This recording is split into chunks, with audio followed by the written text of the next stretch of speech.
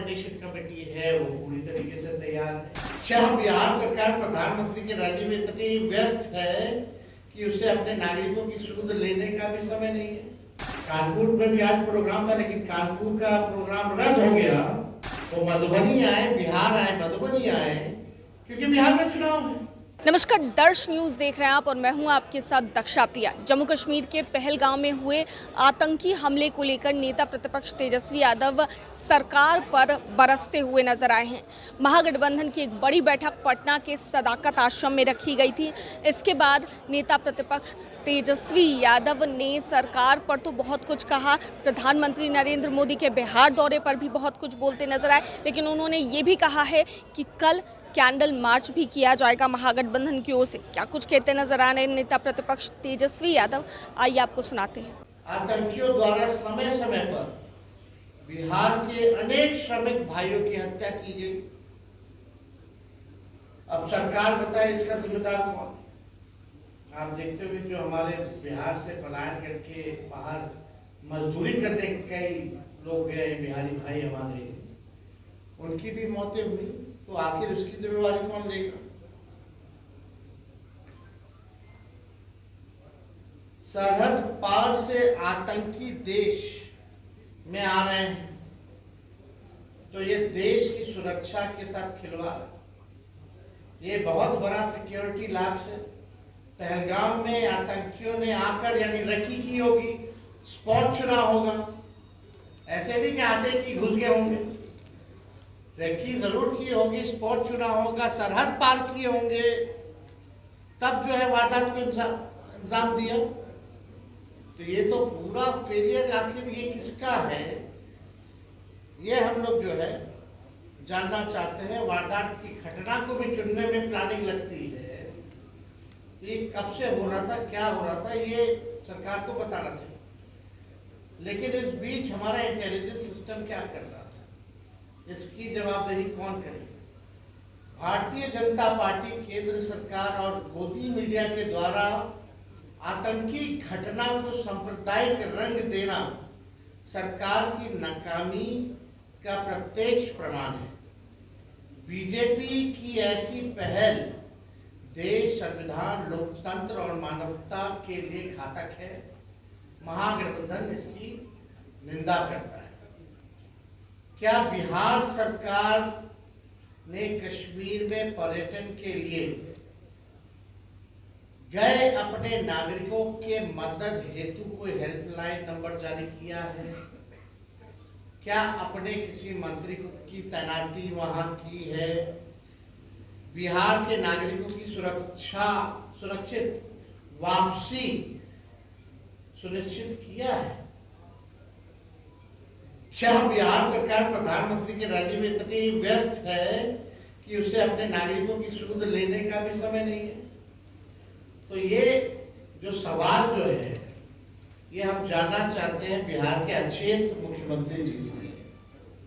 उनके because retired अधिकारी जो है बिहार चला, उनके रिटायर्ड अधिकारी और जो जदयू में जो है जिनकी मानसिकता भाजपा में है, दिल और दिमाग, वैसे जदयू के टॉप लीडरशिप से भी जानना चाहते हैं कि आपने जो भी बिहारी पर्यटक कभी कश्मीर में हैं, उनकी सुरक्षित वापसी के लिए आपने क्या प्रावधान किया?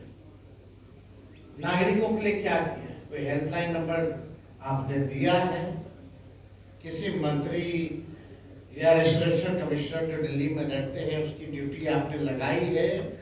क्या बिहार निवास को भी वहां कोऑर्डिनेशन में लगाया गया है? क्या पहल की जाती है? या पूरा सरकार और इनके अधिकारी, एक एक जिलाधिकारी केवल ऑर्डर निकालने में लगे कि भीड़ कैसे इकट्ठा हो प्रधानमंत्री जी के कार्यक्रम में? प्रधानमंत्री जी आए, बिहार आए, और हमें पूरा विश्वास था कि बिहार को वो जरूर आएंगे क्योंकि चुनावी वर्ष है। कानपुर में भी आज प्रोग्राम था, लेकिन कानपुर का प्रोग्राम रद्द हो गया। वो मधुबनी आए, बिहार आए, मधुबनी आए, क्योंकि बिहार में चुनाव है। अच्छी बात है, आते रहे, लेकिन दुख की बात यह है कि आप मधुबनी वो इलाका है जहां बिहार में सबसे ज्यादा पिछड़े हैं, गरीब हैं, वहीं से सबसे ज्यादा पलायन होता है, बेरोजगारी वही है और बाढ़ ग्रसित इलाका है। अब तक पिछला कोसी में जो बाढ़ आया था तो मानना था प्रधानमंत्री एक बार भी झांकने आए या टीम भी भेजी सर्वे के लिए कि कितना वहां नुकसान हुआ, कोई स्पेशल पैकेज दिया। बिहार जो है लगभग 76% बिहार का लैंड जो है बाढ़ ग्रसित रहता है, 76%, और खासतौर पे उत्तर बिहार का इलाका। क्या प्रधानमंत्री जी से हम जानना चाहते हैं, क्या ये सच नहीं है कि आपने पिछला बार बिहार को कुछ नहीं दिया बाढ़ जब आया था तो कोसी में, या एक बार भी 11 साल से जब से प्रधानमंत्री है बाढ़ नियंत्रण के लिए आपने कोई प्रयास किया क्या? हम प्रधानमंत्री जी से ये भी जानना चाहते हैं, गुजरात में भी बाढ़ आया, अब बिहार में 76% बिहारी जो है बाढ़ से ग्रसित रहता है, लैंड हमारा ग्रसित रहता है, तो आप गुजरात को बिहार से ज्यादा दिए कि नहीं दिए बाढ़ राहत के नाम पे? ये मेरा जेन्युइन सवाल है, इस पे प्रधानमंत्री जी ने क्या कहा और हम लोग विपक्ष के लोग जानना चाहते हैं। मधुबनी मिथिला क्यों 11 साल आपके प्रधानमंत्री रहते हुए, 20 साल नीतीश जी के मुख्यमंत्री, डबल इंजन सरकार रहते हुए वो इलाका अब तक इतना गरीब, बेरोजगार और वहां सबसे ज्यादा पलायन क्यों है? एक भी चीनी मिल, जूट मिल आपने खोला हो तो बताओ, कोई कारखाना लगाया हो तो बताओ, कोई फैक्ट्री लगाई, कोई उद्योग लगाया हो तो वो बताए प्रधानमंत्री जी। प्रधानमंत्री जी तो ऐसे है कि शमशान में भी शहनाई बजा दे। जो प्रधानमंत्री जी है हमारे, रोकिए, कहां से ये कौन जिम्मेवारी लेगा?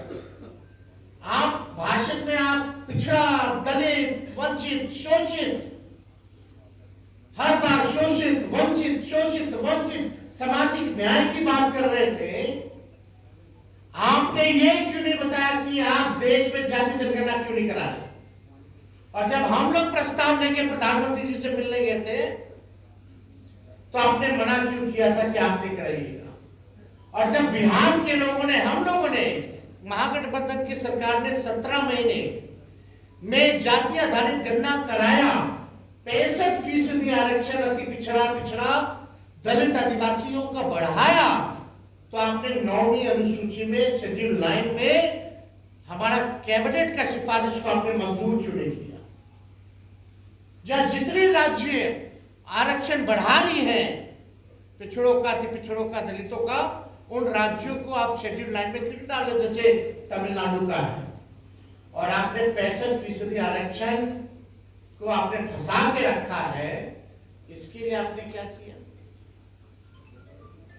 तो ये बिहार है, इस गंभीर विषय में, गंभीर समय में पूरा देश, हम पूरा विपक्षी दल एकजुट है और हम लोग चाहते हैं कि आतंकवादियों को जवाब मिले। लेकिन जवाब सरकार को भी देना चाहिए, मौजूदा सरकार को, भारत सरकार को बताना चाहिए इतना बड़ा कैसे ये आतंकवादी सफल हो गए इस घटना को अंजाम देने में। जब पुलवामा का जांच रिपोर्ट क्या है, कब आएगा, क्यों नहीं बताया गया? और बिहार सरकार से जानना चाहते हैं कि आप पूरा समय चुनाव में, चुनाव प्रचार में आप लगाए हो। प्रधानमंत्री जी की रैली में फुर्सत है सबको जाने के लिए, सब केंद्र मंत्री का, लेकिन एक भी केंद्र मंत्री की तैनाती नहीं की गई, एक भी राज्य के मंत्री की तैनाती नहीं की गई कि जो भी हमारे टूरिस्ट जो बिहार के हैं कश्मीर में, उनको सुरक्षित कैसे वापस लाए? तो ये गंभीर सवाल है जिसपे आज हम सभी साथी बैठ करके हम लोगों ने चर्चा की है और अपनी बातों को आप लोगों के समक्ष भी रखा है। और आगे का जो हमारा कार्यक्रम होगा वो भी हम लोगों ने बताया। जो मेन कोऑर्डिनेशन कमेटी है वो पूरी तरीके से तैयार है और उसमें अलग अलग कोऑर्डिनेशन कमेटियों का भी हम लोगों ने निर्माण किया है, विच इज इंटरनल, बट आप लोग तो सब लोग जानते हैं इसमें मीडिया के भी कोऑर्डिनेशन के लिए भी है, स्पोक पर्सन का भी है, मैनिफेस्टो का भी है, सोशल मीडिया का भी, इस तरह के और भी कोऑर्डिनेशन कमेटी का निर्माण हम लोगों ने तय किया है ताकि बिहार के सवाल को मजबूती के साथ हम विपक्ष के लोग उठाते हैं। और कोई अगर कोई सवाल तो सुना आपने क्या कुछ कहते नजर आए हैं तेजस्वी यादव। इसके साथ साथ वो ये भी कहते नजर आए हैं कि अगली तारीख है बैठक की वो 4 मई को होगी। एक बार फिर से महागठबंधन की बड़ी बैठक रखी जाएगी और देखना होगा कि इस बैठक में क्या कुछ निकलकर सामने आता है। अपने सहयोगी अभिषेक और कैमरा पर्सन शशि के साथ मैं दक्षा प्रिया, दर्श न्यूज़।